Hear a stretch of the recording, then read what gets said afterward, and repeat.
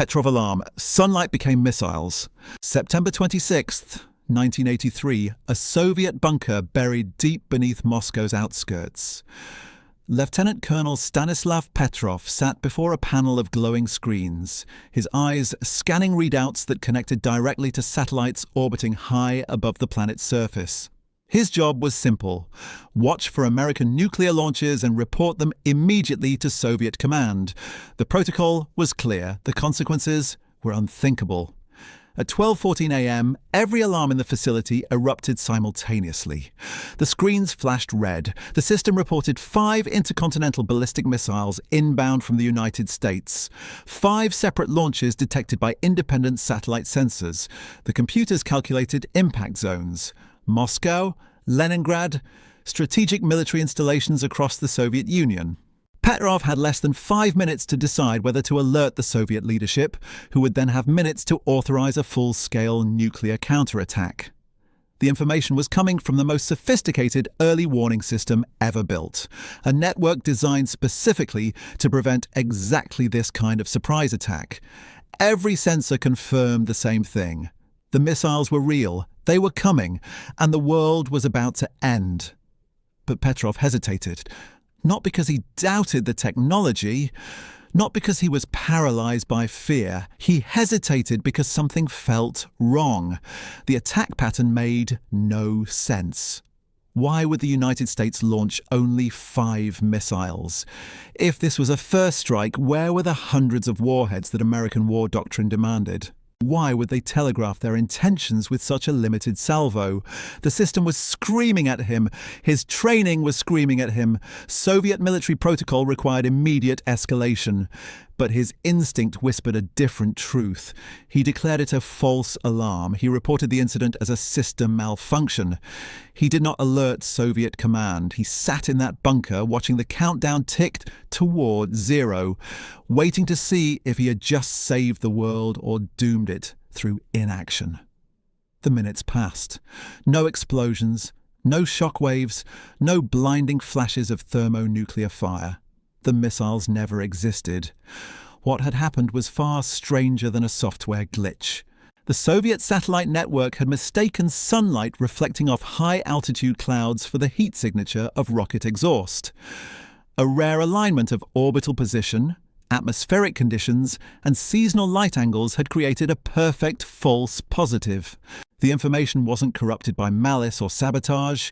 It was corrupted by reality itself, by the physics of light and the limitations of sensors designed to interpret ambiguous data under impossible time constraints. The system had done exactly what it was built to do: detect thermal signatures matching missile launches and report them with absolute certainty. But certainty is not truth. The satellites saw what they were programmed to see. The computers processed what they were designed to process. The alarms triggered because the logic was flawless. And if Petrov had followed protocol, if he had trusted the information as it was presented, the Soviet Union would have launched a retaliatory strike against targets that posed no threat. The United States would have detected those launches and responded in kind. Within 30 minutes, both nations would have emptied their arsenals. Within hours, the Northern Hemisphere would have been uninhabitable. One man's refusal to trust perfect information prevented the annihilation of civilization. Yet Petrov was not celebrated. He was reprimanded. Soviet military command could not publicly acknowledge that their early warning system had nearly triggered a nuclear holocaust based on reflected sunlight. The incident was classified. Petrov's role was buried. He lived the rest of his life in obscurity, dying in 2017 without ever receiving official recognition from the country he had saved. The Petrov incident exposes a fundamental vulnerability in any system that relies on information to make irreversible decisions. It wasn't a hack. It wasn't espionage. It wasn't a deliberate act of deception. It was the catastrophic failure of a machine to understand context, nuance, and the difference between correlation and causation. The satellites were not lying. The data was not fabricated, but the interpretation was lethally wrong. This is the architecture of an information attack. Not the injection of false data, but the exploitation of a system's inability to question what it believes to be true. The Soviet early warning network was designed to be fast, automated, and decisive. Those same qualities made it incapable of skepticism. It could not pause. It could not doubt.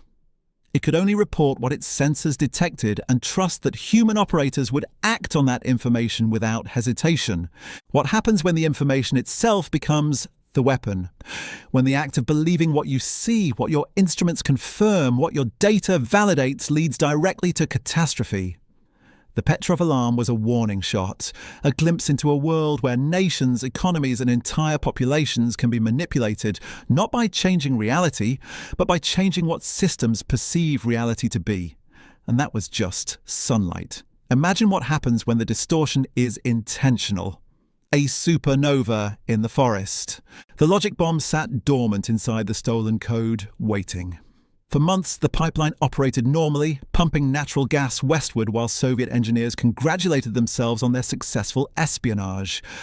The software functioned flawlessly, managing pressure valves, monitoring flow rates, and ensuring that every kilometre of pipe remained within safe operational parameters. Then, at a predetermined moment, the hidden instructions activated. The control system began feeding false data to the operators. Pressure readings appeared normal on their screens while the actual pressure inside the pipeline climbed far beyond design limits. Safety protocols that should have triggered automatic shutdowns were silently overridden. Valves that should have released excess pressure remained locked in place. The operators, trusting the information displayed before them, saw no reason for concern. On June 4, 1982, a section of the Trans-Siberian pipeline exploded, with a force estimated at 3 kilotons, roughly 1/5 the yield of the Hiroshima bomb. American satellites detected the blast from orbit. Intelligence analysts initially believed they were witnessing a nuclear detonation deep inside Soviet territory. The explosion was so massive that it created a fireball visible for hundreds of miles, incinerating everything within the blast radius and sending a shockwave that registered on seismic monitors across Europe.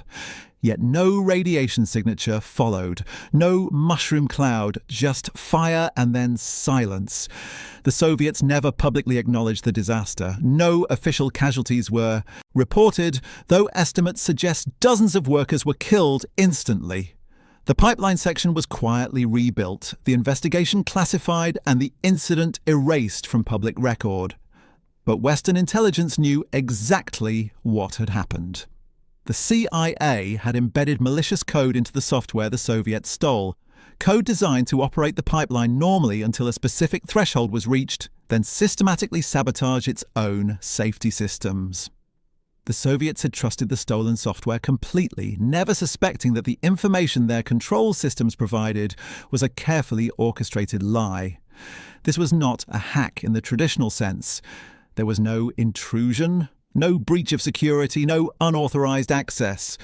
The Soviets had invited the weapon into their infrastructure, willingly, believing they were gaining a technological advantage.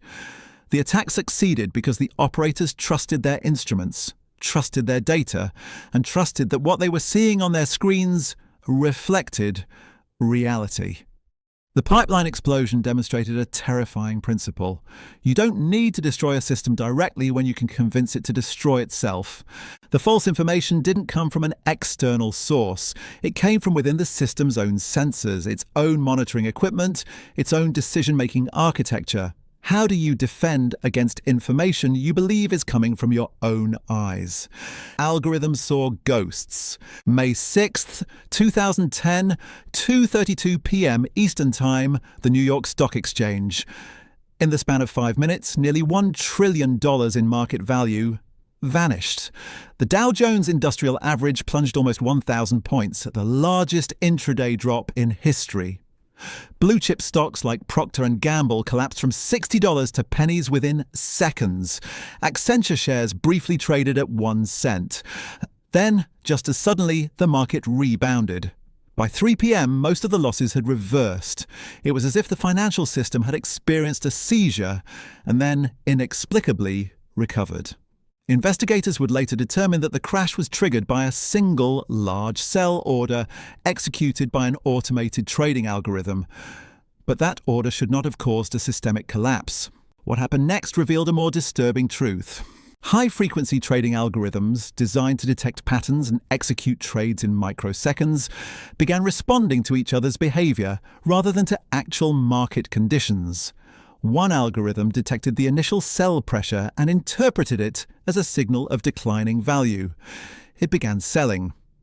Another algorithm detected that selling activity and amplified it, triggering its own sell protocols. Within milliseconds, thousands of algorithms were executing trades based not on economic fundamentals, not on corporate earnings, not on human judgment, but on information generated by other algorithms. They were trading with ghosts, reacting to patterns that existed only in the machine layer, invisible to human observers. The information they trusted was accurate in the narrowest technical sense. Trades were happening, prices were moving, but the context was entirely fictional. The algorithms believed they were responding to a real market event, when in fact they were creating one through recursive feedback. No malicious actor had injected false data. No hacker had compromised the system. The attack, if it can be called that, emerged from the system's own structure, from its reliance on automated decision-making that operated faster than human comprehension. By the time regulators understood what was happening, the cascade had already reversed itself, leaving behind only confusion and a brief, terrifying glimpse into a market that no longer required human participation to destabilize.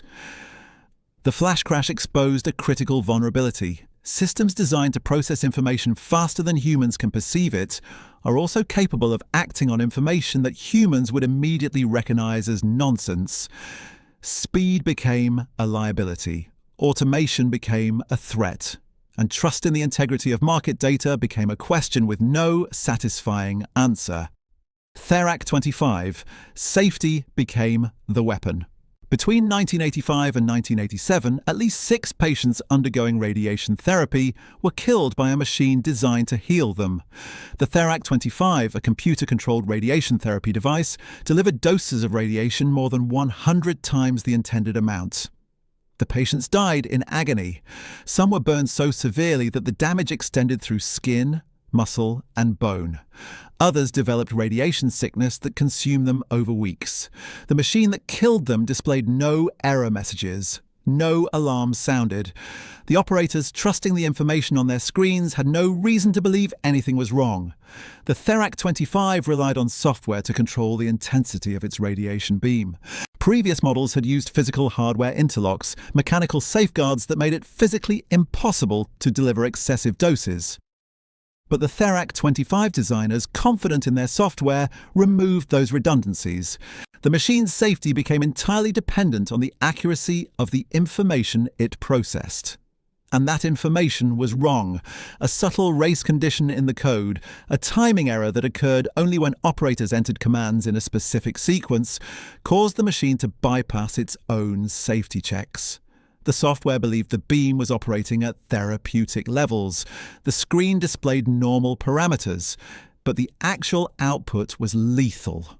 Operators had no way to detect the discrepancy because the machine reported its own state as safe. The information was internally consistent, generated by the device's own monitoring systems, and completely divorced from physical reality.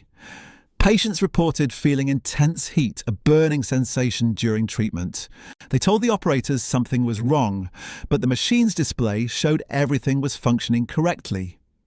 Who do you trust? The patient's subjective experience or the objective data from a computer system specifically designed to measure radiation output? The operators trusted the machine. That trust killed people. What makes the Therac 25 case so disturbing is that the false information wasn't injected by an attacker. It emerged from a design flaw, a failure to account for the possibility that the system's self-reporting could diverge from reality.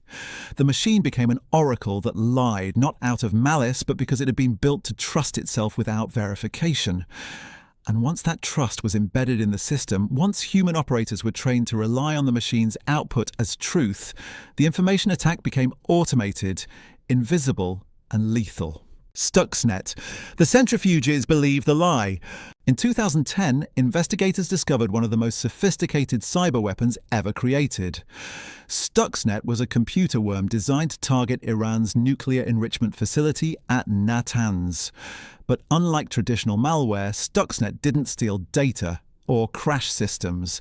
It didn't encrypt files or demand ransom. Instead, it made machines lie to their operators. Uranium enrichment requires centrifuges to spin at precise speeds. Too fast and they tear themselves apart. Too slow and enrichment fails. The process is monitored by industrial control systems that display real-time data, rotation speed, temperature, pressure. Operators rely on this information to ensure the centrifuges operate within safe parameters. Stuxnet infiltrated these control systems and did something unprecedented.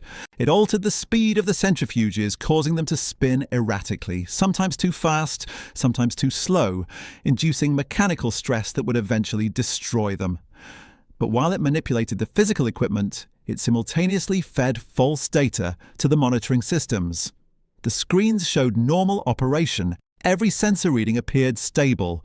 The operators saw no reason for concern. The centrifuges were tearing themselves apart, but the information said everything was fine. The attack succeeded because it didn't just compromise the machines. It compromised the observer's ability to perceive reality.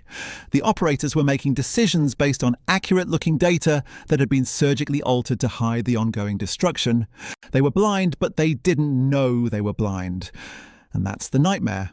Stuxnet demonstrated that in a world where physical systems are controlled by software, reality itself can be edited. You don't need to destroy a facility with explosives when you can convince the facility to destroy itself by showing it a version of reality where everything is normal. The information attack didn't announce itself. It didn't leave a calling card. It simply rewrote the truth and let physics do the rest. Night Capital glitch. 45 minutes of autopilot chaos. August 1st, 2012, 9:30 a.m. Knight Capital Group, one of the largest market makers on the New York Stock Exchange, deployed new trading software. Within 45 minutes, the firm lost $440 million. The software, intended to facilitate smooth market operations, began executing wild, erratic trades. It bought high, sold low, over and over, hemorrhaging money with every transaction. By the time human operators realized what was happening and shut the system down, Knight Capital was on the verge of collapse. The firm was bailed out days later, but the damage was done. What caused the disaster? A single flag in the software code had been reused. The new system misinterpreted old instructions as current commands, triggering a cascade of trades that made no economic sense. But the system didn't know that. It believed the information it was processing was valid. It executed thousands of orders per second, confident that it was fulfilling its intended purpose. The information was real in the sense that it existed within the system's architecture, but it was also completely detached from any rational trading strategy. Knight Capital's algorithms were acting on information that was technically accurate but contextually catastrophic. And because the trades were happening faster than any human could monitor, the destruction was nearly complete before anyone understood what had gone wrong. No external attacker caused this. No malicious code was injected. The system simply trusted information that should never have been trusted, and the trust, automated and executed at machine speed, became an attack. The blood bank, mislabeling, trust in transfusion. In 2008, hospitals across Quebec, Canada, began receiving blood products that had been incorrectly labelled. The error wasn't discovered immediately because the labels looked legitimate. They contained proper barcodes, correct formatting, and official stamps from HEMA, Quebec, the province's blood distribution agency. But the information printed on thousands of units was wrong. Blood types were misidentified. Expiration dates were incorrect. Some bags labelled as tested and safe had never undergone full screening. The mistake originated from a software update in the inventory management system. During migration to a new database, a mapping error caused fields to shift. Type A blood was tagged as Type B. Negative markers became positive. The system didn't flag the discrepancy because the data structure remained valid. The information was formatted correctly, so the software accepted it as true. Hospitals relied on these labels to make life or death decisions. A patient needing type O negative blood would receive what the system said was O negative. If the bag actually contained type A positive, the transfusion could trigger a severe immune reaction, organ failure, or death. The attack here wasn't malicious, it was structural. The information itself became the weapon because every downstream decision trusted it without verification. When the error was finally detected, Héma-Québec recalled over 20,000 units of blood. Investigations revealed that at least 18 patients had received incompatible transfusions. Some survived, others did not. The system had betrayed the fundamental assumption that labelled information, especially in medical contexts, corresponds to reality. What makes this case haunting is the silence. The mislabeling didn't announce itself. There were no alarms, no system crashes, no visual indicators that anything was wrong. The information simply lied, and everyone believed it. File 8. The Phantom Limousine Fleet. Cars that never existed. In 2015, a luxury car rental company in Berlin discovered that 30% of its fleet didn't exist. The vehicles appeared in the company's database. They had VIN numbers, maintenance records, insurance policies, and rental histories. Customers had supposedly rented them. Payments had been processed, but the cars themselves were fabrications. The fraud was orchestrated by an insider who understood how the company's inventory system worked. By creating fake entries in the database and generating corresponding paperwork, the employee made the phantom vehicles indistinguishable from real ones. The system tracked their location, logged their mileage, and scheduled their service appointments. Revenue from these non-existent rentals was siphoned into external accounts. The company's financial reports showed healthy profits. Auditors saw nothing unusual because the information was internally consistent. The fake cars had histories that matched real operational patterns. They were rented during peak seasons, returned on time, and occasionally flagged for minor repairs. The data told a coherent story. It just wasn't true. The scheme unraveled when a customer requested a specific vehicle listed as available. When staff went to retrieve it, the car wasn't there. Further investigation revealed the entire phantom fleet. The company had been operating based on information that described a reality that didn't exist, and that information had shaped decisions, reports, and financial forecasts for years. This wasn't a cyber attack in the traditional sense. It was an information attack that exploited trust in documentation. If the database says a car exists and all supporting records confirm it, why would anyone physically verify? The attack succeeded because the information was designed to be believed. The manipulated satellite images. Terrain that isn't there. In 2011, a mining company in Australia invested millions in exploration based on satellite imagery that showed promising geological formations. The images came from a reputable geospatial data provider and appeared to reveal mineral deposits in a remote region.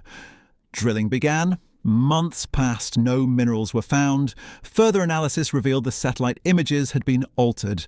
Someone had digitally edited the terrain data, enhancing features to suggest deposits that didn't exist. The manipulation was subtle enough to pass initial verification, but significant enough to mislead investment decisions. The altered images were distributed through legitimate channels, so the mining company had no reason to doubt their authenticity.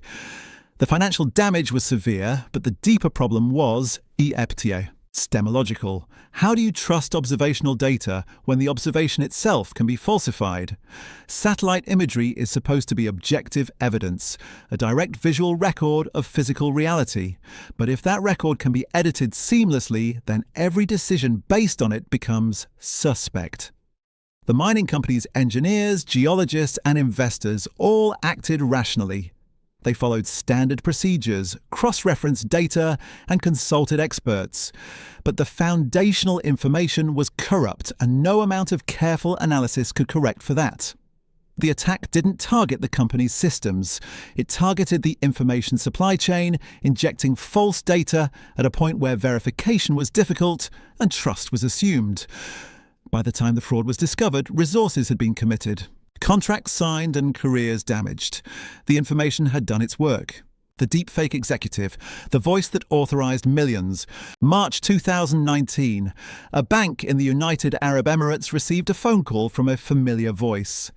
The CEO of a major European energy company was requesting an urgent wire transfer of $243,000 to a Hungarian supplier.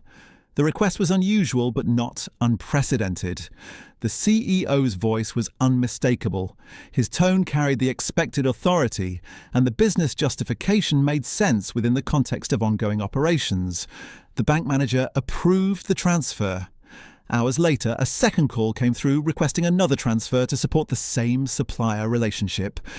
This time, something felt off. The manager contacted the CEO's office directly using established channels. The CEO had made no such calls. He had authorized no transfers. The voice on the phone had been synthetic, generated by artificial intelligence trained on recordings of the executive's speech patterns. Every inflection, every pause, every verbal tick had been replicated with enough fidelity to fool someone who worked with the CEO regularly. The first transfer had already been routed through multiple accounts and dispersed beyond recovery. The attack succeeded because the information, the voice itself, was indistinguishable from authentic communication. The manager had followed proper verification protocols. He recognized the voice. He understood the business context. But the information was fabricated, constructed from algorithms that had learned to mimic human speech with terrifying accuracy. What makes deepfake attacks uniquely dangerous is their exploitation of trust in sensory information.